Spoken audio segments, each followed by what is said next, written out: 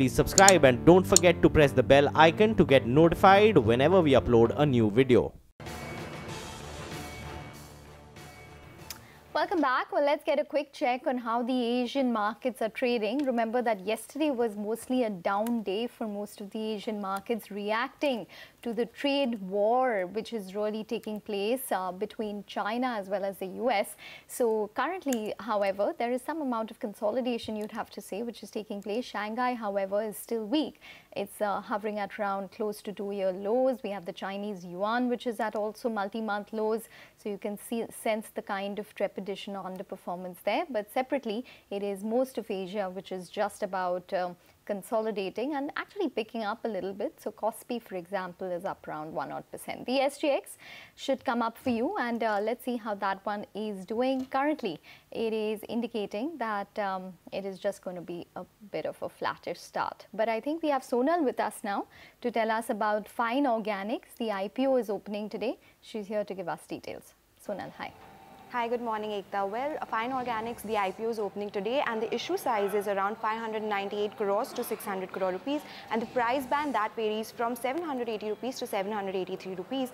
Basically, it's an offer for sale. The pre-issue promoter holding is around 100%. They'll be selling around 25% stake, and whatever proceeds they receive, it will not go to the company but will be used by the promoters. Now, what does the company really do? It is one of the largest manufacturers of oleochemicals that is used as an additives in various industries. So the industries like food, plastic, cosmetics, paints, inks and coatings are some of the end users of the products manufactured by this particular company. And as on 31st December, company had close to 603 direct customers and 127 distributors through which it was selling its products. And direct customers include the likes of HUL and Parle, and also some of the petrochemical companies and polymer producers.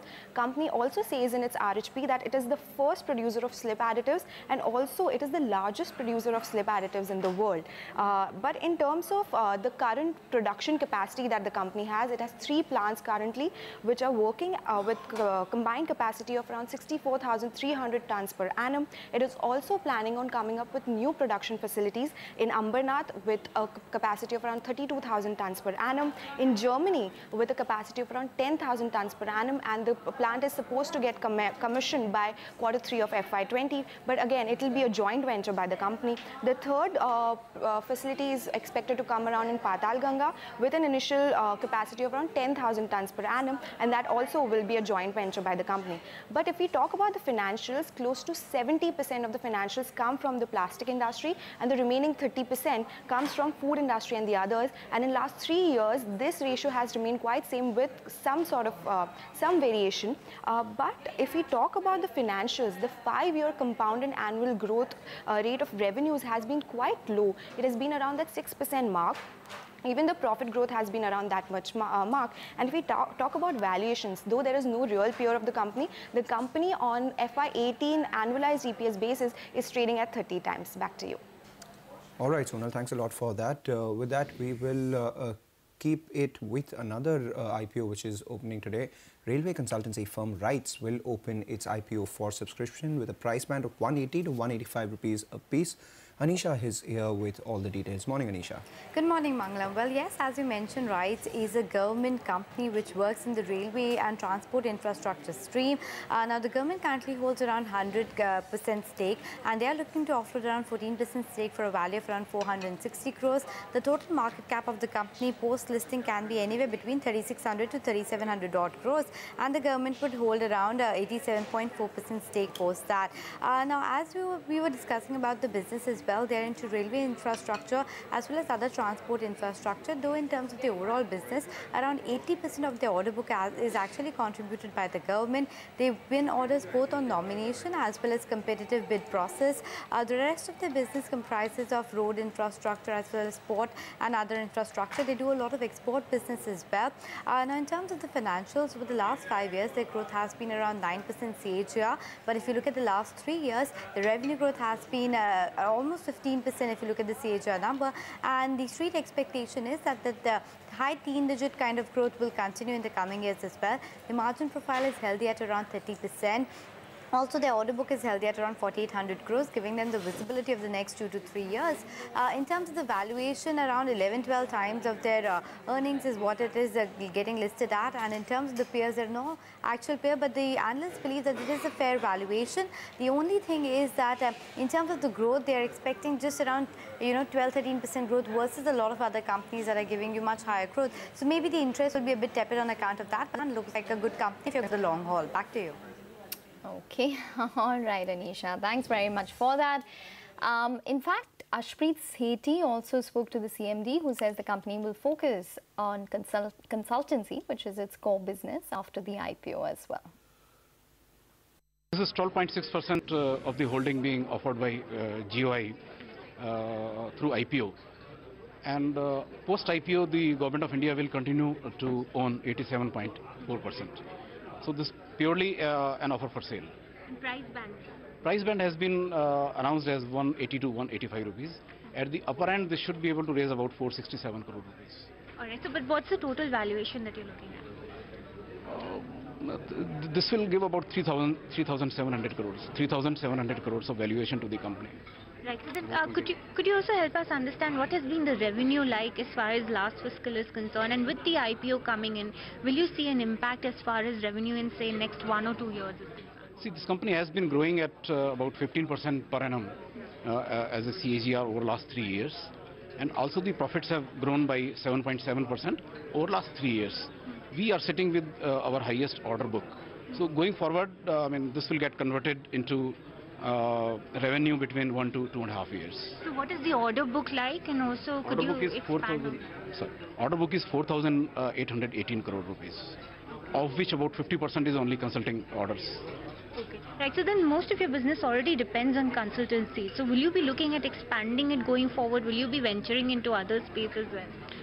See, we will continue to remain predominantly a consulting company, but we have added over the past decades few business streams which are fairly stable, giving growth to the company profitably.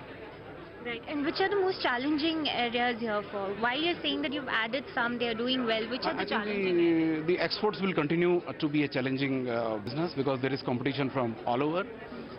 And we have to not only go with the quality, but also with financing.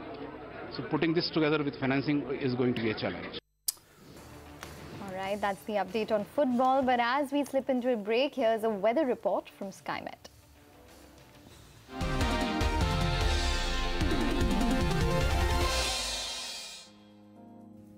Hi, this is Fawzia. Welcome to SkyMet Weather Report. In the wake of dry winds and absence of any significant weather system, we do not expect any progress of monsoon for at least the next coming 4 to 5 days. Until then, monsoon rains would remain confined to West Coast, Northeast India and parts of Central India. Let us now see the weather conditions across the country on Wednesday. Parts of Kerala, coastal Karnataka will continue with moderate to heavy rains on Wednesday, all thanks to the trough extending from north interior Karnataka up to Kerala coast. The other region to witness good monsoon rains would be Northeast India. However, rains would now reduce, but light to moderate rains will continue over sub-Himalayan West Bengal, Sikkim and parts of Assam. Thus, flood conditions in Assam, Mizoram and Tripura would now improve, bringing in some relief. Up in north, the cyclonic circulation over central Pakistan would give isolated showers over Jammu and Kashmir, Himachal Pradesh and Uttarakhand. However, plains including Delhi will witness dry and hot weather on Wednesday. Finally, moving to central region, the trough passing through East Madhya Pradesh, Vidarbha and Chhattisgarh would bring light to moderate showers over the stated areas along with Konkan and Goa and parts of Marathwada. This means light rain show will go on in Mumbai. On Wednesday as well. Let's look at the temperatures. Delhi will be hot with a maximum of 40 degrees Celsius and minimum 28. With hot and humid weather, the day temperature in Kolkata would be 41 and night temperature 31 degrees Celsius. With rain, the maximum temperature in Mumbai would be 33 and minimum temperature 26 degrees Celsius. That's it. Wrapping up. For more updates, stay tuned to skymetweather.com.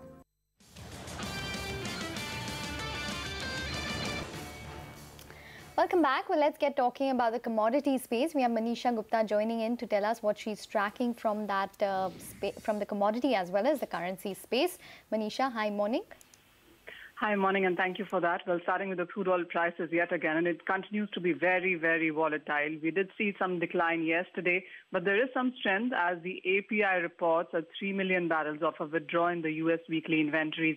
But, going ahead, it is going to be the difficult OPEC meeting where there is a lack of consensus between the OPEC members, and that is what the markets would take cues from. In any case, there is a lot of pressure between U.S. and China, and that really seems to be impacting all asset classes. And the crude oil prices also are jittery because of that. In the metal space, well, today is the fourth straight day when you have seen the choppiness and declines continue. The copper prices are now trading at a 3-week lows. We have seen the metal prices, most of them decline 2 to 2.5% overnight, and the Asian markets have opened quite flat. The only positive really has been that you have seen strong manufacturing and exports data coming from Europe. Also, the Chile labor talks are on, and that is adding to some uncertainty in case of the copper prices. Having said that, copper prices are down 8% in last 2 weeks. You have seen nickel come down by 6% from June highs. And a couple of metals which actually have turned negative for this year are zinc, which is down 8% for 2018, and iron ore is down 9% for this year as well. So huge decline in profit taking is what we have seen in metals, and there still isn't any buy call emerging in this sector. All right, Manisha, thanks a lot for that. We will definitely keep an eye out on all the metal stocks in today's trading session as well. But let's shift focus back to the equity space. Time for some cues coming in from the F&O space.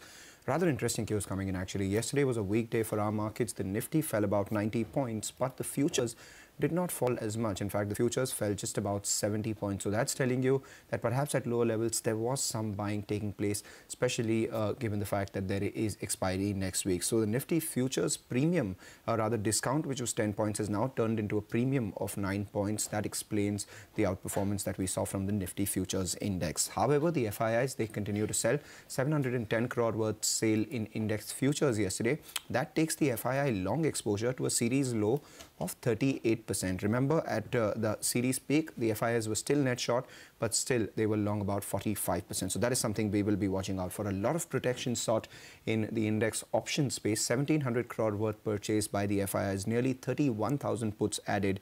In fact, the FIIs bought 8 puts per call and they sold 6 calls per put. So that's telling you maybe protection on the downside is being sought with hurdles on the upside. So where are the markers placed? Well, 10,800 call writers were fairly active. 7.5 lakh shares added out there for a premium of 50 rupees, telling you that 10,850 would be a resistance. 10,800 put writers, they ran for cover. 11 lakh shares shed out there in open interest. Some people also wrote the 10,700 call. That's telling you that 10,800 itself could be difficult to achieve. However, the 10,700 put has the maximum open interest, and there we did not see much short covering, just about 1.63 lakh shares shed. With the 20-day moving average around that level itself, we will watch out for how this level holds on. Watch out for Just Dial. That one's out of the F&O ban after a long time. And JP Associates, that stock in an otherwise weak market, is seeing a lot of long positions being added. Okay, all right, Mangalam. Thanks very much for that. Well, on to our bullseye corner this week. Our contestants are Ruchi Jain, Manish Sharma and Gaurav Bissa battling it out for the strongest portfolio. Let's listen in to their picks for today. My first call today is a buy call in Karvy Seeds with stop loss below 564 for target of 625. My second pick is a buy call in Pfizer with stop loss below 2550 for target of 2700. My third call is a buy call in Delta Corp with stop loss below 232 for target of 262. And my last call is a sell call in Tata Power with stop loss above 75 for target of 70. My first call is buy call in Motherson Sumi at the rate 310. Place a stop below 299 and look for the target from 324. My next call is buy call in McDowell at the rate 675.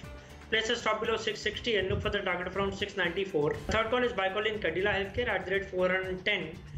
Place a stop loss at 397 and look for the target from 428. Last call is sell call in DLF at the rate 197. Place a stop loss at 201 and look for the target from 192. My first recommendation today would be buy call on Inos Leisure for target price of 260. One can have a stop loss of 249.9. My second recommendation today would be buy on Infibeam for target price of 158 with the stop loss at 150. My third recommendation today would be buy on KSCL for target price of 590 with the stop loss at 574. The final and sole sell recommendation would be on LIC Housing for target price of 483 with the stop loss at 496. All right, with that, it's curtains down on this edition of Power Breakfast, but stay tuned to CNBC TV18. Bazaar Morning Call comes up next. Thank you for watching.